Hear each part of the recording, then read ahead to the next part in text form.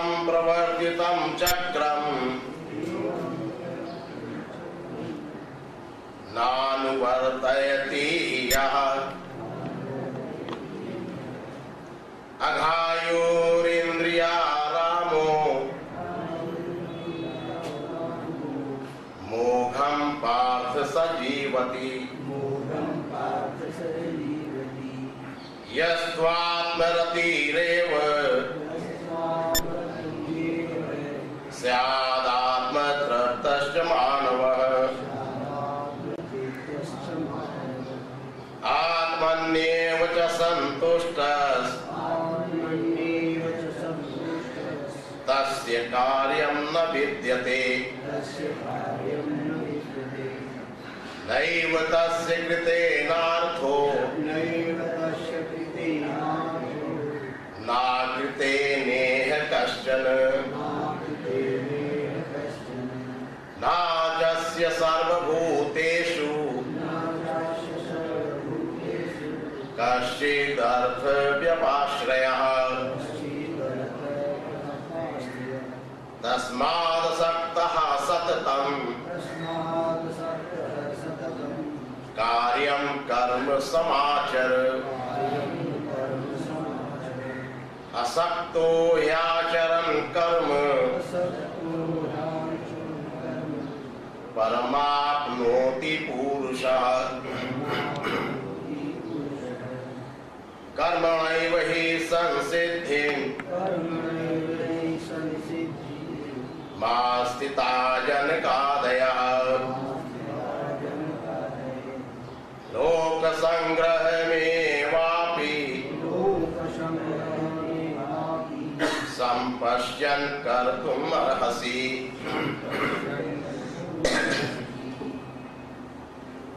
गीता का तीसरा अध्याय। भगवान कृष्ण इसमें यज्ञ की महिमा पर प्रकाश डालते हैं।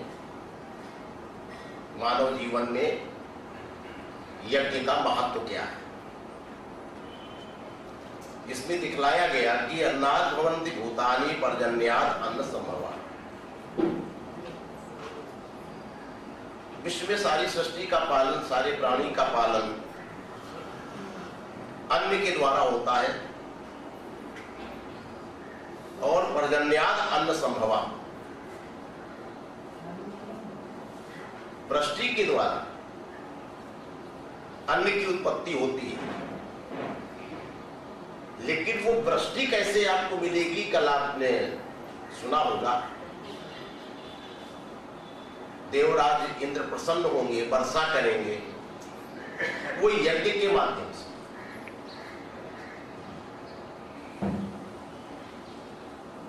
कर्म ब्रह्मोद्भवम् यज्ञः कर्मोत्सवोद्भवः, और यज्ञ आपके सत्कर्मों से होगा।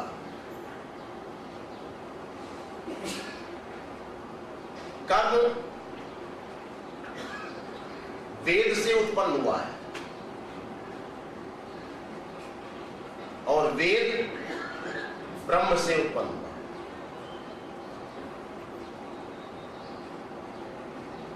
तस्मात् सर्वोत्तम ब्रह्म नित्यम यज्ञ प्रतिष्ठितम। इससे सिद्ध होता है कि वो सर्वव्यापी परम अक्षर परमात्मा पूर्ण परात्पर ब्रह्म वो यज्ञ में ही अपने आप को प्रतिष्ठित कर देता है। भगवान कृष्ण कहते हैं, हे पार्थ एवं प्रवर्तितम चक्रम, इस प्रकार जो पुरुष इस संसार में इस प्रचलित संसार चक्र को, इस सृष्टि के चक्र को भली बात समझ लेता है, उसके अनुकूल आचरण करता है, बरतता है,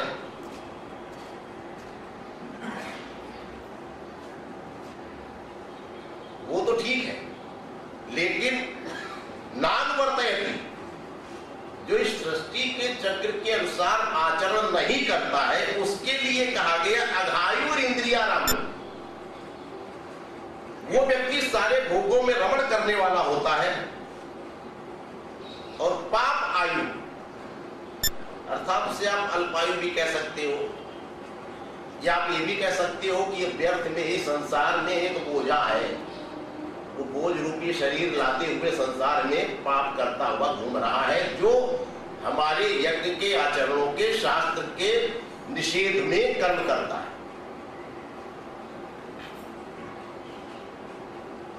यस्त्वात्मरतिरेव स्यात् आत्मतृप्तस्य मानवः। भगवान कृष्ण कहते हैं अर्जुन, जो मानव, जो पुरुष अपनी आत्मा में रमण करने वाला है, अपनी आत्मा में ही संतुष्ट रहने वाला है, जो साधन मिल गया, जैसा परमात्मा ने रखा, उसी कृपा से हम उतने में ही संतुष्ट। कभी दूसरे को देख करके हमें महत्वाकांक्षा उत्पन्न होना, ये अधिक धन वाला है, ये पैसे वाला है, ईश्वर पे तुम्हें जहां जिस स्थान पर नियुक्त कर रखा है उसमें ही आप संतुष्ट रहो। ये है आत्मतृप्त, यानी हम आत्म में संतुष्ट हैं। हमें जो परमात्मा ने दिया, जैसी परिस्थिति में रखा, हम उसकी कृपा का अवलोकन करते हुए उसी में संतुष्ट रहते हैं। आत्मा में ही तृप्त और आत्मा में संतुष्ट हो, ऐसे व्यक्तियों के लिए कोई भी कर्तव्य नहीं है। नैव तस्य गतेनार्थो, ना तो उस व्यक्ति को कोई फर्क पड़ता है कर्म करने से। जो आत्मा में संतुष्ट हो गया है वो कर्म करता है तो भी कोई उसके ऊपर फर्क नहीं है, और कर्म नहीं भी करता है, नाकृते नेह कश्चन, अगर वो कर्म नहीं भी करता है तो उससे भी उसका कोई प्रयोजन नहीं होता।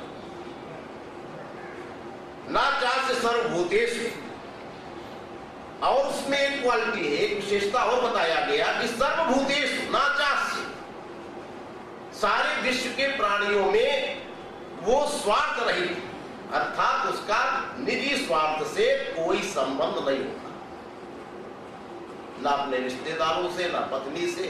केवल कर्तव्य बुद्धि रखते हुए वो कर्म करता है कि हमारा पत्नी के साथ ये कर्तव्य है, पुत्रों के साथ ये है, माता पिता के साथ ये कर्तव्य है। वो इन प्रकार के कर्तव्य बुद्धि रखते हुए कर्म तो करता है, लेकिन स्वार्थ रहित होकर, उसमें लेश मात्र भी उसका स्वार्थ ना चाहते, सब यानी सारे प्राणियों